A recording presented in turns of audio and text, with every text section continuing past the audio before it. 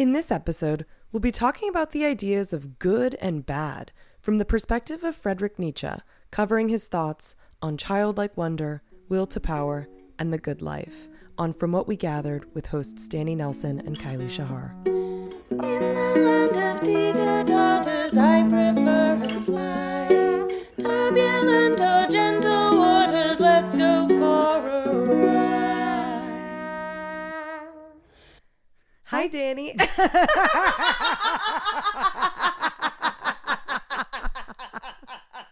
Hi, Kylie. Hi, Danny. How's it going? Good. How are you? I'm doing great. Oh, very good. What are we talking about today? Well, we're going to talk about Nietzsche. Ooh, Friedrich. Friedrich. Maybe. If you're down. Yeah, exactly. I think most people call him Nietzsche. For sure. You know. That's the easiest way to go. We will. Let's do it. And there's no spelling test, so don't worry. Oh my gosh, there's so many Z's. One.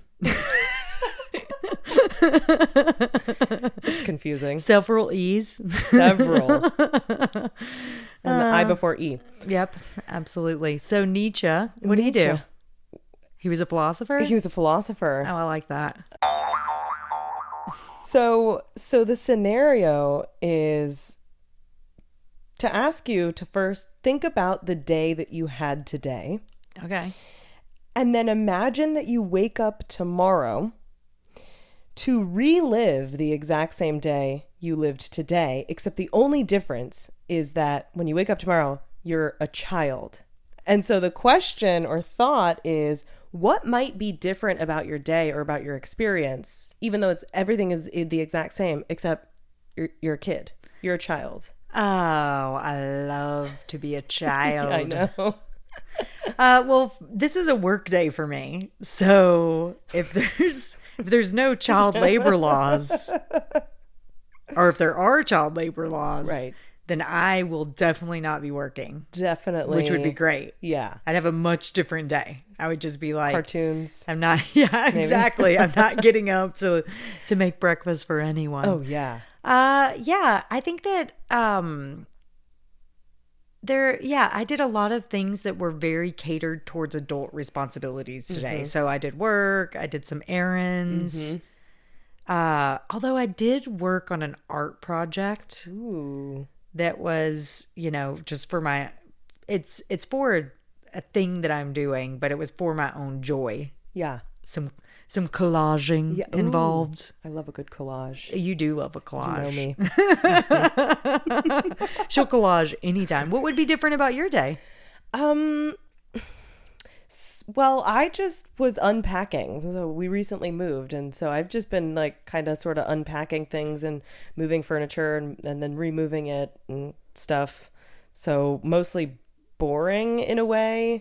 Although I think that as a kid, I would rearrange my room for fun. Totally. Yes. Like, I'm having a sleepover. For sure.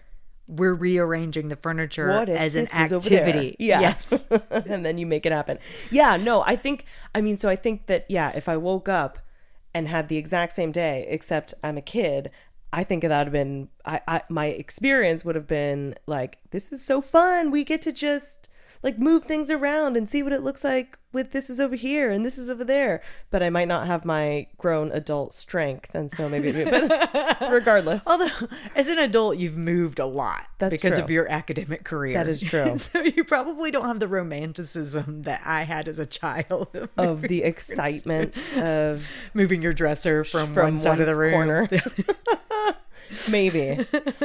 But also, a few days ago, we tried to record this. Yes. And if I think about the hilarity of our trying to get the technology to work because we had to move it somewhere else because we were moving, and then the technology that we needed basically got fried. Yep. And didn't allow us to do the very thing that we wanted to do. Sort of like thwarted our plans. Yep. But I was already thinking about this scenario. My kind of experience of the whole thing was transformed because I was like, what if this was happening and I was a kid right? Yep. And my attitude about it wasn't, we got to stay on schedule because this or that, or like, we've got to do this because we said that we'd do it on this day, and like, when are we going to find the time, and life is so busy, and da-da-da. Like, I think if I was a kid, I'd have been like, this is hilarious. This is hilarious. This is so funny. Now I'm in a funny place Yes. on a funny day Yes. to be in this place. And then like, now we can do whatever we want. Which we did. And also, just to bring Nietzsche back into it, one of the things that is like a core part of his belief system, which actually goes back to the Stoics, and we may have even mentioned it in our last series, is this idea of amor fati, which is loving one's fate. That Yeah. you love if you can love your fate and just experience it through the lens of everything that happens has to happen. Right. Everything that did happen had to happen. Like, Yeah. there is no kind of, and you just have to love it. It is this childlike wonder Yes. that you're talking Yes. about. Like, that is, so it was kind of the perfect moment for that to happen. Absolutely. And also a great reminder that Nietzsche isn't like Yes. sullen and depressing. Right. Like, Exactly. there is part of it that is like, yeah, you can't attach yourself to Right. when something goes wrong that really didn't. I mean, we had to wait a few days. Yeah. It wasn't that bad. Totally. Yeah. But like, you can imagine any number of things happening to your day that derails your plans. I mean, this happens just all the time because Right. like, as it turns out, we aren't totally in full control of the way that everything unfolds.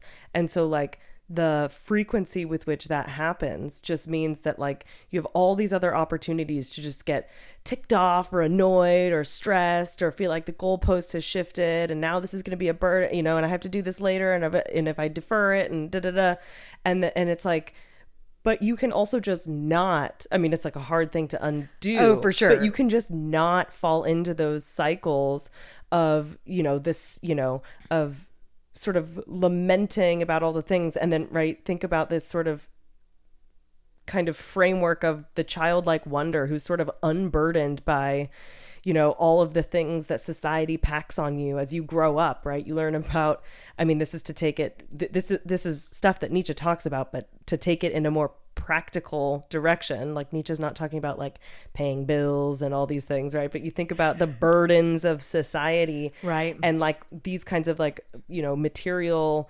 responsibilities, but also culture, right? And you're sort of like introduced politics, Yeah, all of you're it. like Yeah. introduced into this whole world of all this complex Religion. Yes, religion. I mean, thinking Responsibilities. about responsibilities. Yeah. Yeah. And yeah. so like to think about the state of the child who's not, I mean, like, I think one kind of upshot of thinking about it like this for Nietzsche is that like, ideally, right, as you grow up and you experience the world, you sort of leave this childlike state, of course, because you're getting packed on all this stuff, responsibilities and culture and politics and religion and good and bad and da da da.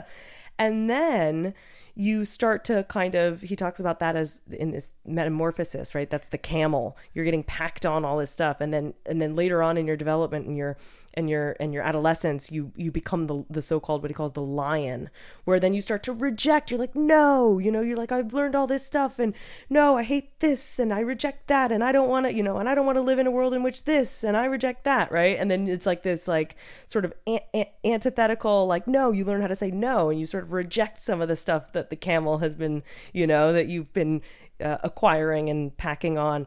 And then, ideally you sort of metaphorically, go back to the child where like, it's not just, reject or anti or, sort of, just saying no, but it's not just like being packed on like the camel is with all these burdens and things, but it's this sort of more enlightened kind of state of wonder, state of being unburdened, but having the knowledge and kind of able to sort of navigate an unperfect world. And also learn from every instance. Absolutely. Because that same thing that in that moment of being like a child where we had a very stressful thing happen to us where this piece of equipment broke and we just couldn't do what we wanted.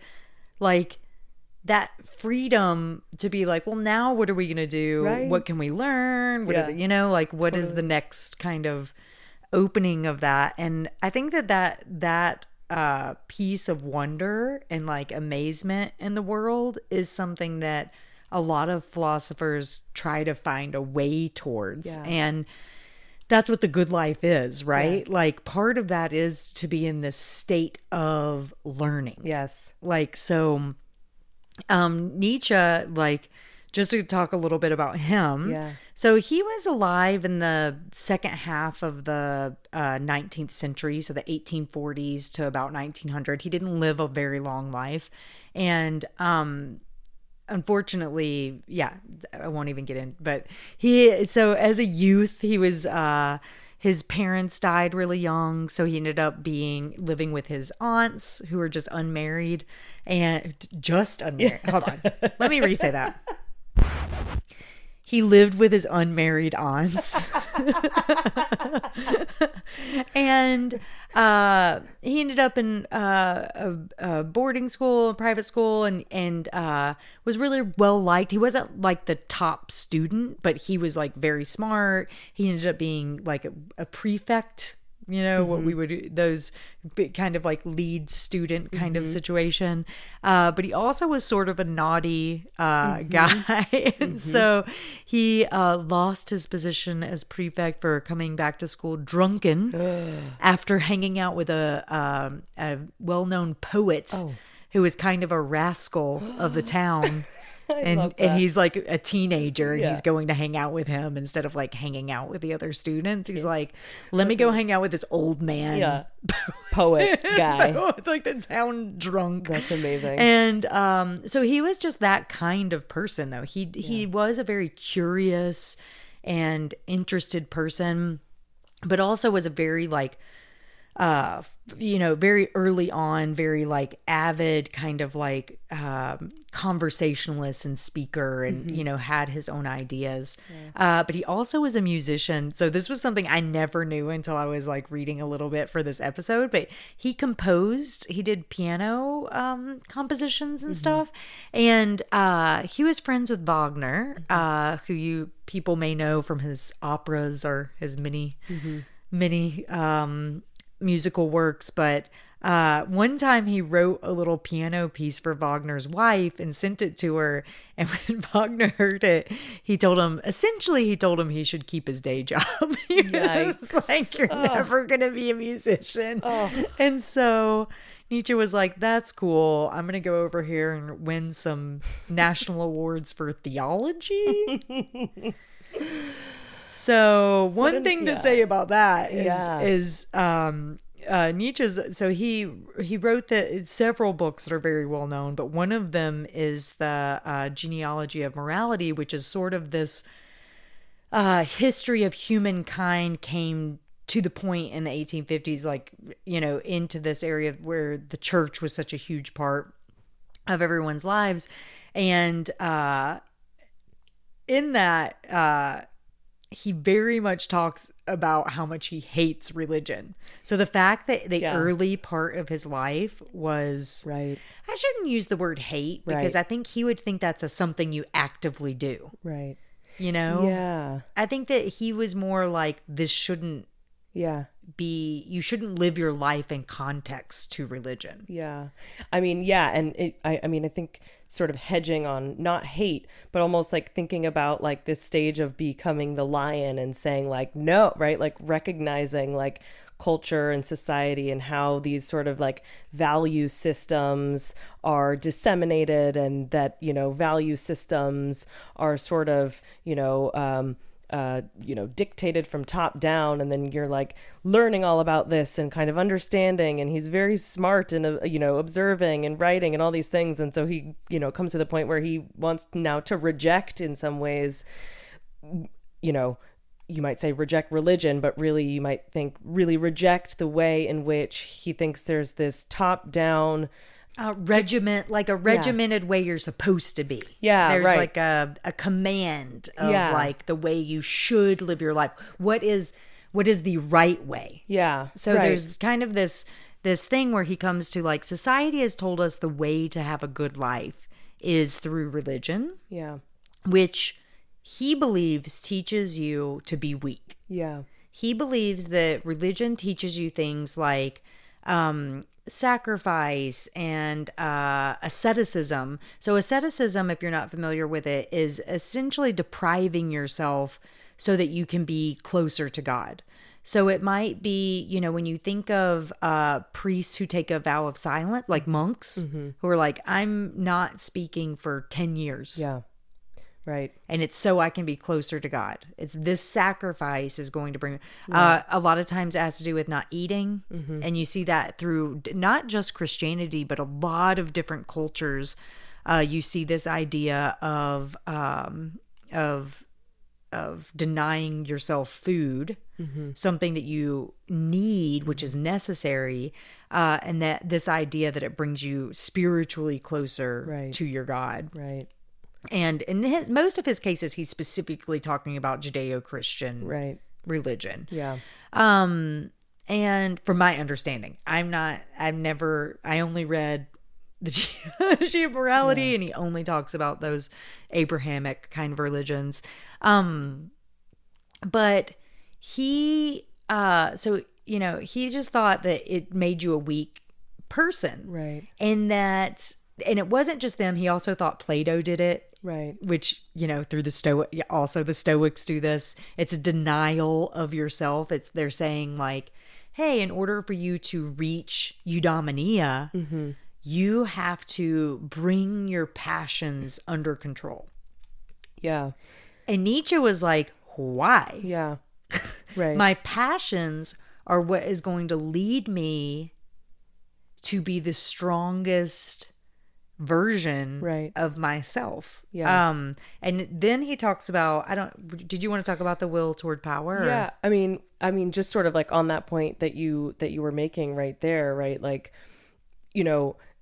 and again, to tie it back into this like larger landscape of his kind of appraisal of religion and certain value system is like he's saying that, yeah, like what historically has been the picture of, good, right? And thinking about like strength and courage and achievement and power and et cetera, not to say, right, like abusively powerful, but achieving power, being successful, being strong, being courageous, what historically was categorized, in this sort of like bin as good, sort of the script gets flipped, and now good becomes this like, yeah, like weak, sickly, meek, right, individual who doesn't chase after any kind of power, but just denies themselves, wants to like obey and listen and just do sort of, do kind of as the regimen is given to you. And he thinks like, what? Something happened. And it's for a future thing. So this is the other thing. So not only have you now reduced what used to be this will toward power, this devotion to excellence, has now become this kind of meek, like apologetic society. Yeah. All of that you're doing, all of this meekness is for this life that essentially does not exist. Like it is a future thing that supposedly God, in this case, the Christian God, has promised you this existence beyond the one that you're currently in. Well, he famously said, as an example of the way to display his philosophy, God is dead. We have killed him. He doesn't exist. Now, what are you going to do? Now, what is the goal in your life? If there no longer is a heaven that you're seeking out, like if you're not trying to get to this other world life, then what does your life become? And he never really even explained that much about when he said this. I mean, it is his most famous quote that God is dead. Right. Like, God is dead. We have killed him. Yeah. And He doesn't explain it because for him, it's not important how that happened. What's important is what is happening after that. Like what is happening now that we don't live under this supposed judgment that he believed that we as humans have just made up this judgment figure to tell us what to do. And what it's telling us to do is to be sickly and meek. And he's like, yeah.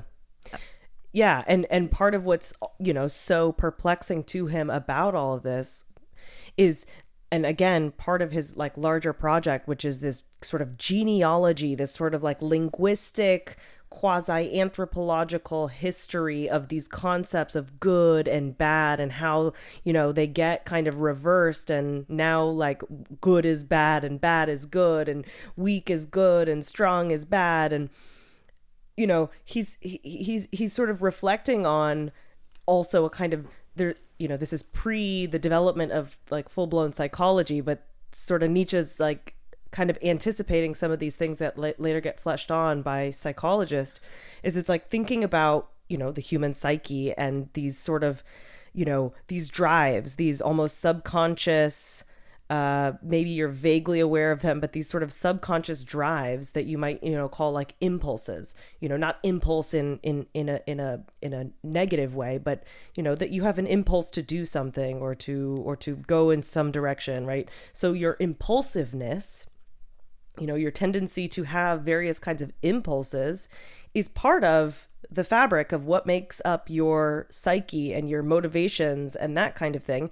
And also famously recognized all throughout history, the intellect, like reason, right? Right. Like reason. So we've got like, and none of this is like, Nietzsche's not, reinventing it's not like people before him haven't said things that are similar, right? But it's like we're intellectual, like we have an intellect, we have reason, but we also have these sort of subconscious drives or impulses that are impulsive nature.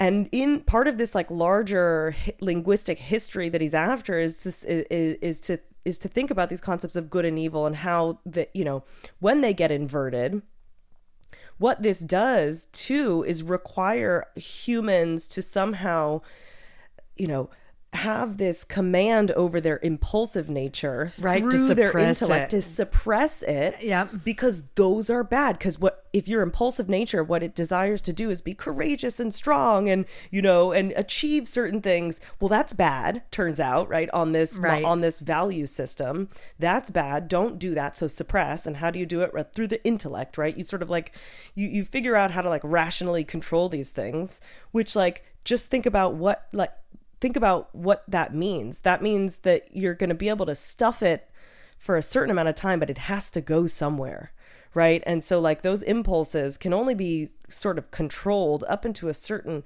point. They have to be released. And if they're not released, then they're like rotting inside of you. And if you're thinking about like flourishing and living a good life and thinking about your well-being, well, from sort of this like Nietzschean kind of upshot, it seems like following this value ordering of what's designated as good and what's designated as bad, and like suppressing your true desires and your motivations and your impulses, that's bad. That's bad. And the nice thing is when you think about those impulses, sometimes people are like, oh, if you're going to start living by your impulses, then you're just going to go start.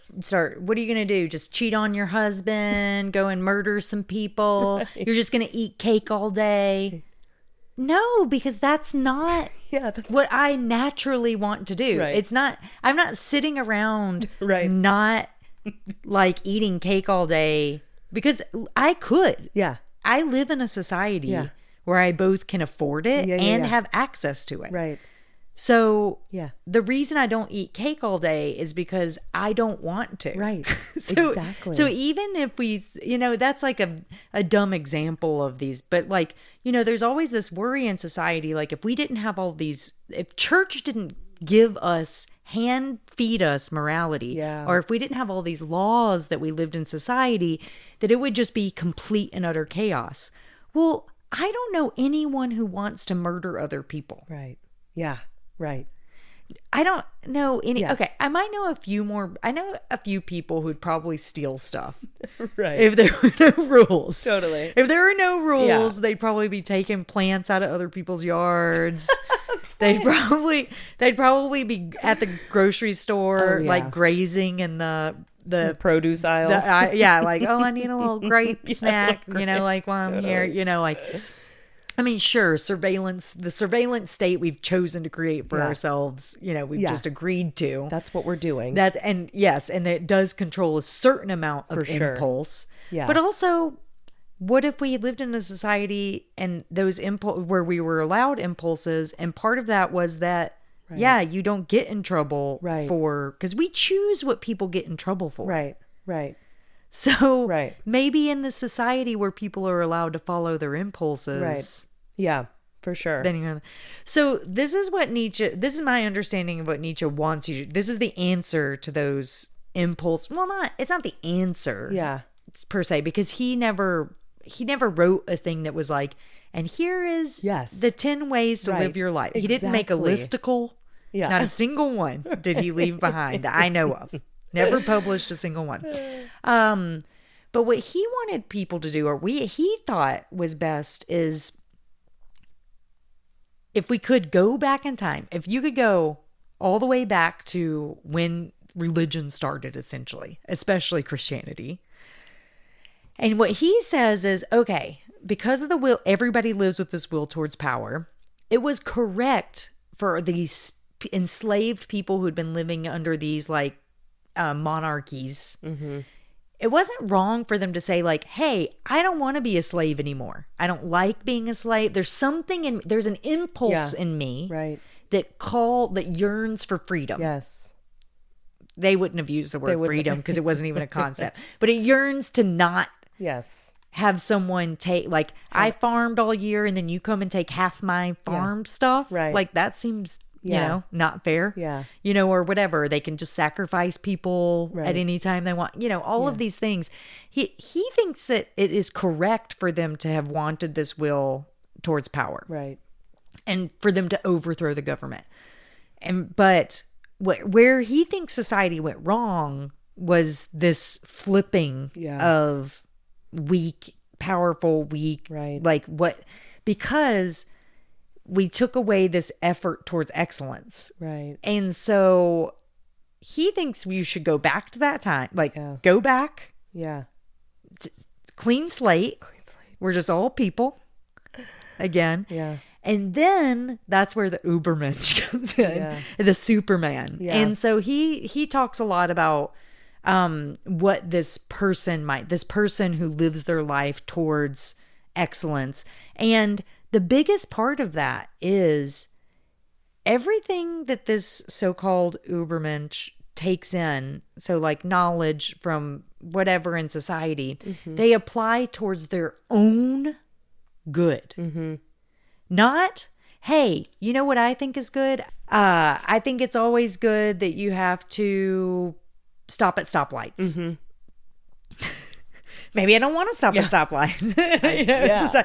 But I know it's better for me to stop at a stoplight because then I'm not going to get smashed into. Right. And it's not because society told me to. Right. It's because I've taken all of the information around me about safety, about using a car, about the way traffic has been set up, about the way other humans act in their cars. Yeah. And I'm going to apply that to my own efforts to keep myself alive. Right. Yeah. That's why I stop at the stoplight. Not because it's morally good. Right. Not because society told me to. Yeah. And that's the difference. We're doing the same thing. Yeah. Right. But it's not a condition. It's not a societal condition that's been put on us. Yeah. It's like what we've learned. And he believes that about everything. Yeah. You should learn as much as you can. Yeah. But you should only apply kind of rules to yourself that help your will to power or your to become your highest excellence. And I've been talking a lot about religion, but he thought this about science too. Yeah. Yeah. He's like, okay, you get all this data from science. Cool. Right. what does that have to do with you? Yeah. Like, what is let's think about things that were around that time. The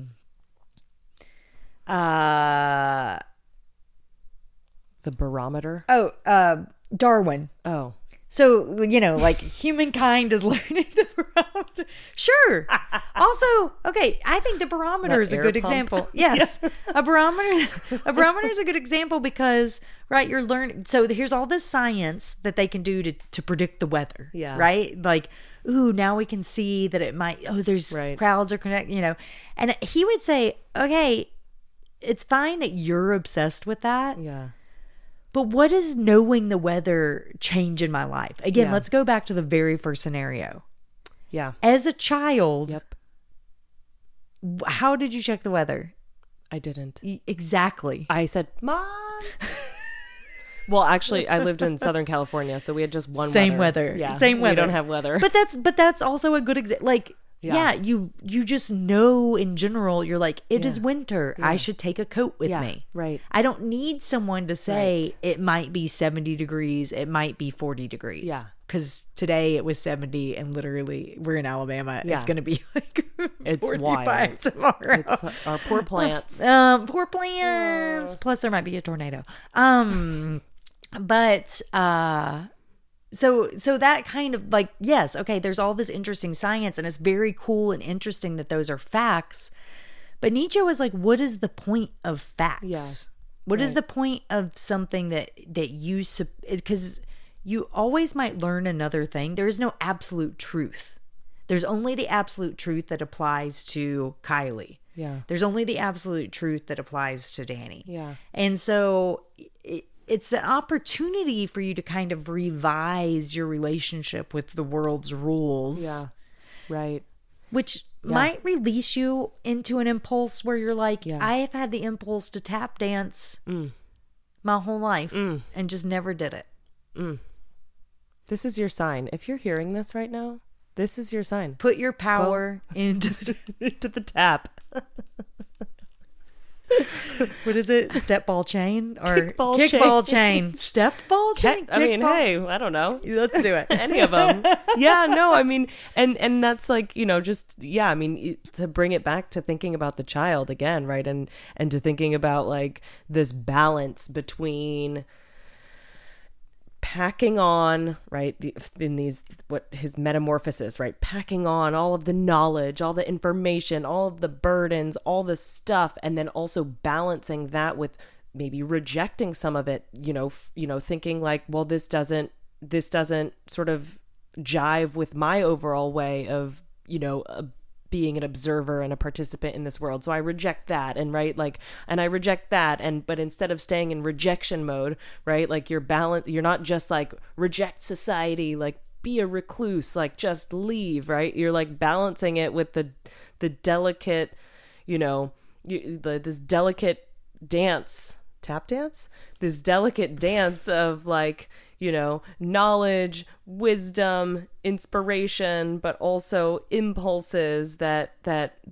don't necessarily need taming, right? Or suppression, and sort of like reverting then back to the child, even like post-adolescence, even as an adult, right? Like reverting back to the child, which doesn't mean like be childish or like act like a child, but is the saying like your sort of orientation toward the world is one in which you're kind of like enlightened, like the child is enlightened, right? They're like unburdened in this way. And so it really makes you think Nietzsche's just the precursor to all the therapy about your inner child. No, I'm just kidding. Totally. I mean, he kind of is. I mean, a lot of times reading Nietzsche, it is really interesting to kind of see the progression of psychology and therapy and stuff. Totally. That in the Enlightenment period of all of these ideas, and include even going back to the ancient philosophers. Like, there's just a lot of that. Kind of those ideas that came together. Yeah. And especially as we went into this area of individualism that was like, we can have self-discovery and we can be our own unique flower. Mm-hmm. And that is in the garden of life. in the garden of life. All right. So for this week's applied philosophy, what I'm hoping you'll do or consider is consider your inner child. I know this is like Nietzsche adjacent, right? Consider your inner child and think about whether that's sort of just a general kind of reconsideration of life through the lens of your inner child, or whether it's like in a moment of special difficulty or burdensomeness. Like, take on the frame of mind of the child and like, how would you respond? How might your response to the situation change if you're not the burdened camel with all of the knowledge and information, but you're also not the lion just rejecting and in the no, you know, you've just learned how to say no and that's all you say. But something that is this kind of wise, enlightened, free, unburdened child, how might you respond differently? I just thought like, ooh, I'm going to go into full tantrum mode sometime this week. In the I was grocery going to see store? how it feels. I'll probably be in my private residence just to see. I mean, my husband, you know, he annoys me enough that I know that there'll probably be at some point this week where I just want to go on the floor and kick my feet and see what happens. Report back. That is not the part of the child that we're talking about. Right. Although maybe it is. But we if don't you know need what you that want. release, I guess, if that's your impulse, If that's your impulse. and sometimes you got to just do it. Sometimes you just got to do it. And then you'll learn. That's the thing. That's Yeah. the other part of being the child is you're Right. You're like, oh, that didn't help the situation. It didn't change the thing I won't do that again. that I thought it might Yeah. change. Exactly. Oh, well, cool. From What We Gathered is brought to you with gratitude by Tyler Olson, our sound producer, editor, performance wrangler, Danny Nelson, co-host and producer, and me, co-host Kylie Shahar. A special thanks to Sam Fisher for our music, and thank you to those from whom we've gathered, our teachers, scholars, historians, lovers of wisdom, the internet, and of course, thank you, our listeners.